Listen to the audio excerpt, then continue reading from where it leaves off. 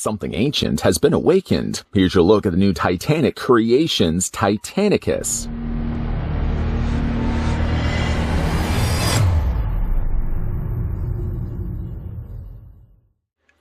Titanicus, an ancient monster that was first spotted in 1912 when he attacked the infamous RMS Titanic. The monster's appearance triggered the creation of Project Serenity, which has been tasked with keeping the public unknowing of the true horrors that lay in the ocean.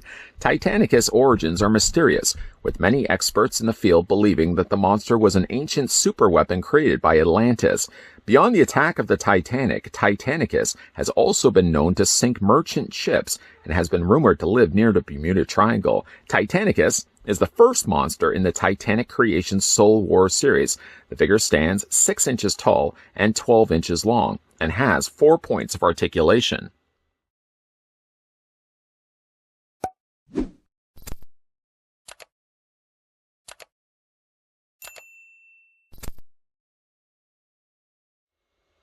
Before we get a closer look at Titanicus, let me also just say, I love the name that they chose for this kaiju. I'd like to first thank the folks over at Titanic Creations LLC that provided the sample of Titanicus that we could have a look at in this review. And hey now, if you're a big fan of kaijus and would like a new collection to add to yours, I'll provide the link down below in the video description that will take you on over to Titanic Creations LLC, where you can pick up Titanicus for yourself. What's neat about this line is that the kaiju figures come included with their very own comic book. So, Titanicus, for example, comes included with Titanicus Issue 0. You can see how big this creature is against the cityscape that it's walking through, several buildings ablaze behind it. I really do like the way that they've inked Titanicus here. Speaking of which, it's illustrated by Brendan Purchase and written by Mac McClintock. It's a pretty simple to read through. I mean, it's only about 5 pages or so. It starts things off in 1912, so we sort of know the fate of this ocean liner. Flipping to then the next page, the captain discovers a moving iceberg, and probably responds the same way that many of us would respond. What in the world? Icebergs don't move. It's not until you then get to the third page that you realize the origin of that iceberg. It's actually this very large creature lurking in the dark depths of the ocean, and then it emerges in the following panel and wreaks havoc on the ocean liner. This is my personal favorite panel right here. You can really see how big Titanicus is when scaled next to the smaller ocean liner. Again, it's a pretty straightforward read. It's only about 5 pages or so and leaves things off at a cliffhanger, with then Titanicus emerging in a cityscape. There's also a blurb on the back here from Mac McClintock himself, if you guys would like to certainly pause that and read it for yourself. And then on the back, not only do you have the logo of Titanic Creations LLC, but if you would like to scan and see what's next, there's an available QR code.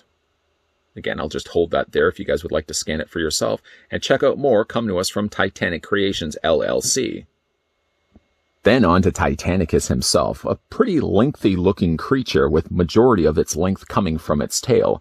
Picking it up, and actually you'll notice right away that it has some pretty good weight to it. It's a good solid mass of plastic.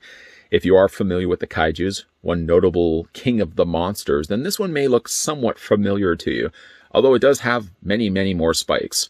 You can see a whole row of spikes, several different rows of spikes protruding out from the top of its spine, with one of my favorites being this unicorn horn that sticks out from the front of its head, kind of in between its eyes.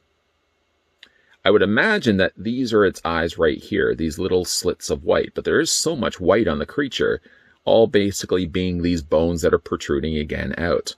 They've even gone in there and colored the teeth the white.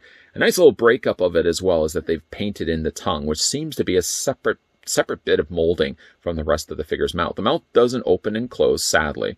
In fact, the figure only has articulation in its arms, we'll talk more about in a second, and also its legs, and that's really it. But it does have some pretty good sculpting going for it.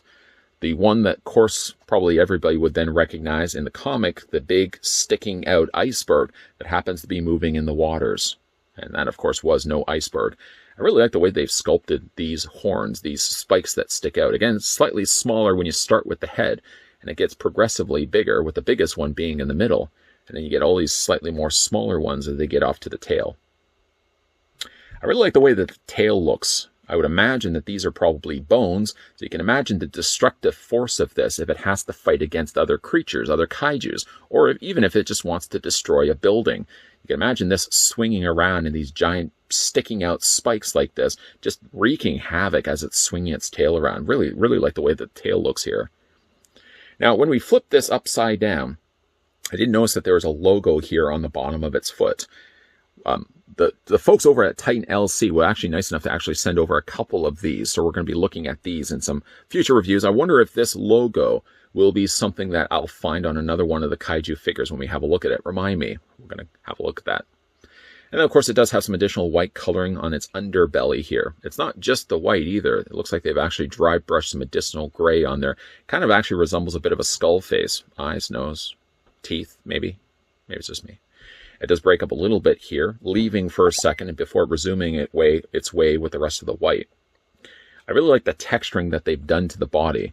And while it may look like it's actually molded just in the gray plastic, it seems like they've then gone actually in there and airbrushed some additional darker color, because it seems to be some contrasting colors. And I really like, again, the sculpting of the tail and sculpting of the body as well.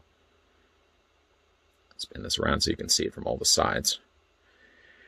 Now, again, with this line is releasing figures with very limited articulation. Again, it would have been nice if the mouth could have opened and closed, but at the very least, you do get articulation in the arms. The arms can rotate all the way around. And you also have articulation in the legs, too. Maybe because of the articulation being limited as it is, it kind of reminds me of a figure line I would have seen when I was growing up in the 80s. Maybe that's one of the reasons why I find there's a charm to this line, because while this one, Titanicus, does have some bearing resemblance to another king of the monsters, as you'll see with future reviews when we look at these Titanic Creations LLC, they really do run the gambit of different designed kaijus, different sizes, different colors, different sculpts, that you'll really see how cool this lineup is when we look at some future releases from Titanic Creations LLC. Due to really how much tail sticks out from the back of Titanicus, it's next to impossible, unfortunately, to get the creature to walk on its hind legs. I may try to find a workaround to that, maybe something I could put underneath the tail to prop it up so it actually does look like it's walking, but under the circumstances of the way the creature is designed, it would be impossible for it to be able to hold the weight of how much tail it has behind it. I really like the look of this one. A lot of things that look familiar to kaiju fans out there, and yet there's things that they have definitely done differently here. My favorite thing by far about the creature, not only does it have the long tail, but it has that big, giant, iceberg-shaped spike that sticks out from its back. That is my favorite thing about it. Not to mention as well, really, when you're looking at the artwork on the box, they've really gone all out to create a brand new lineup of kaiju figures. Now, again, this was provided to us from the folks over at Titanic Creations LLC. A big thank you to them for doing that. They sent over a couple of these, so we're going to look at another one in an upcoming review. But if you guys are interested, would like to pick up Titanicus for yourself, I'll provide the link down below in the video description. Today, we were having a look at the brand new Titanic Creations LLC. This was Titanicus.